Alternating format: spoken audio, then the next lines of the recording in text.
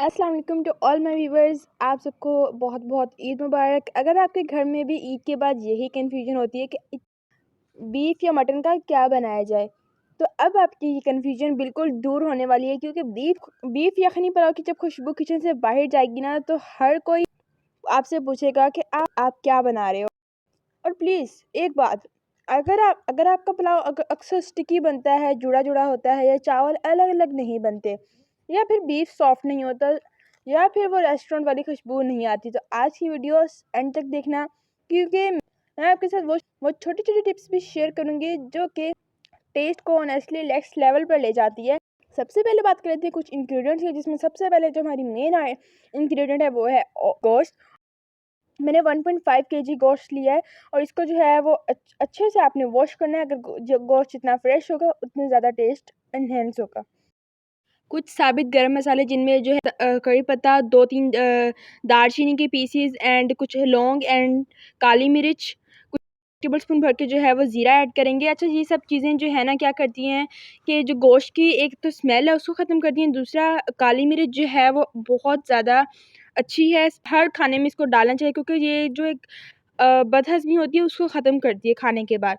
तो अब हम इसमें जो है वो इसको अच्छी तरीके से पका रहे हैं, और तकरीबन इसे जो है वो 45 मिनट लगे हैं। कढ़ाई में, कुकर में अगर हम इसका पकाते तो इसका जो यखनी है वो बिल्कुल भी टेस्टी नहीं बनी थी, और यही इसका असल जो है वो तरीका है यखनी पुलाव बनाने का। और देखिए गोश्त इतने अच्छे तरीके से जो है वो गल चुके हैं, और इतना टेस्टी है। आपको वाज़िह फ़र्क लगेगा जब आप इसे कुकर में बनाएँगे। तो आपने ये पॉइंट लाज़मी नोट करना है, जो कि इसका मेन पॉइंट है, कि आपने इसे कढ़ाई में बनाना है, या मतलब कुकर के बगैर बनाना है। तो मैंने कढ़ाई में जो है वो तकरीबन 2 से 3 छोटे प्याज़ जो है वो आप कट कर लें बिल्कुल बारीक-बारीक। और प्याज़ों को आपने बिल्कुल भी डार्क गोल्डन नहीं करना। लाइक अगर ज़्यादा डार्क ब्राउन होंगे ना, तो ये क्या होगा, एक तो इसका टेस्ट कड़वा-कड़वा टेस्ट आएगा, क्योंकि हम बिरयानी नहीं बना रहे, पुलाव बना रहे हैं, और यही चीज़ जो है वो बिरयानी और पुलाव में फ़र्क करती है। और तकरीबन हल्का सा गोल्डन सा कर लेना है। जब ये हल्का सा गोल्डन हो जाए, तो अब इसमें हम अदरक लहसुन का पेस्ट डाल के थोड़े 2 से 3 मिनट उसकी भुनाई करेंगे। उसके बाद आपने इसमें 1 चम्मच भर के कुटी हुई जो सब्ज़ मिर्चें हैं वो ऐड कर देनी है।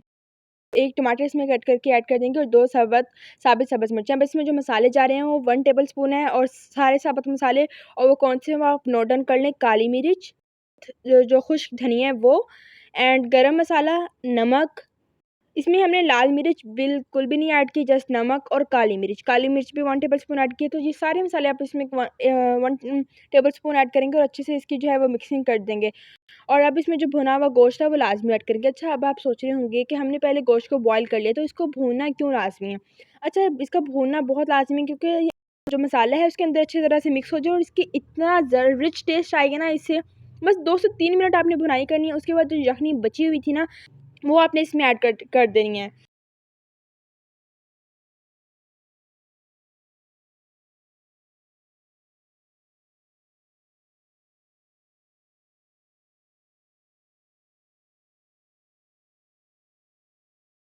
गोश्त को जो है गलाने के लिए हमने 2 गिलास पानी डाला था, तो तकरीबन 1.5 गिलास जो है वो यखनी बच गई थी। अब जो है वो यखनी थोड़ी-सी कम है, क्योंकि हमें इसमें चावल को भी सोक करना है, ताकि चावल भी अच्छी तरीके से जो है वो सॉफ्ट हो जाएँ। जब चावल अंदर अच्छे से डिप होंगे तभी वो पकेंगे। तो हाफ़ गिलास जो है हमने वाटर और ऐड कर दिया है। तकरीबन 1 कप जो है वो हमने इसमें इमली को सोक करके रख लिया, उसका पानी निकाल लें, ठीक है? वो इसमें ऐड कर दिए। तो अब जो है हमारे चावल अच्छे से इसमें जो है वो सॉक भी हो जाएँगे। चावलों को आपने 1 घंटा पहले भिगो के रख देना है। सॉक करना बहुत ज़्यादा इम्पोर्टेंट है, क्योंकि हमने इसको बहुत ज़्यादा देर के लिए जो है इसमें भिगो कर नहीं रखना, या हमने इसे दम नहीं देना, क्योंकि सॉक जो चावल है क्या करते हैं कि जब पकने लगते हैं, तो इनकी जो लेंथ है वो अच्छी पकड़ते हैं और फ्लफ़ी बनते हैं, और जो है उनके टूटने का चांस या चिपकने का चांस जो है ना, आपस में जुड़ जाते हैं, वो कम हो जाता है। और ये कहेंगे, और माशाल्लाह से क्या खुशबू आ रही है।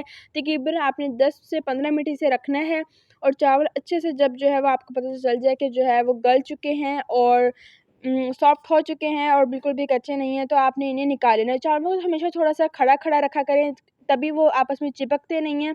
और ये लीजिए, हमारा ज़बरदस्त सा यखनी पुलाव तैयार हो चुका है, जिसे आप बार-बार खा सकते हैं, जितना चाहें उतना खा सकते हैं, क्योंकि हैवी स्पाइसेस इसमें ऐड नहीं हुए। बहुत ही ज़्यादा जो है वो कम्फर्टेबल फूड है।